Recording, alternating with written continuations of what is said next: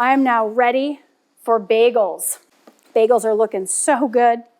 They're a little fluffy, they're a little puffy, they're not enormous. When I look at that center hole, it's closed up a little bit, but not a lot.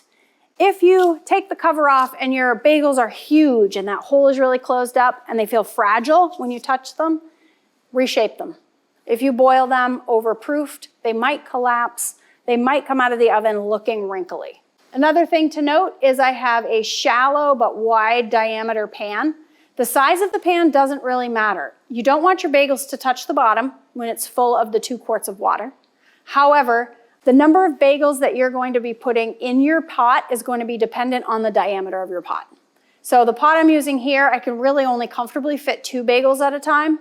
The pot I use at home, I can fit 4.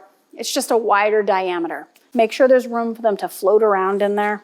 When I pop my bagels in, I'm gonna actually be putting them top side down in my spider. I'm using a spider or a skimmer here. Slotted spoon works really well. But I have top side down, and I'm gonna drop them right in the water. And you might be wondering why top side down. Because I'm going to boil on one side for about 30 seconds and then flip them over and boil on the other side for about 30 seconds. If I put them top side down, then I can just scoop them out and lower them onto my pan with as little splashing as possible.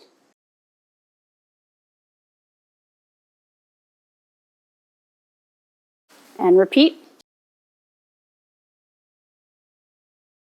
About 30 seconds. Over boiling means instead of just boiling a little shell on the outside, which is what I want, I might boil too deep into that bagel and then I don't have any energy left over to smooth out that exterior when it bakes.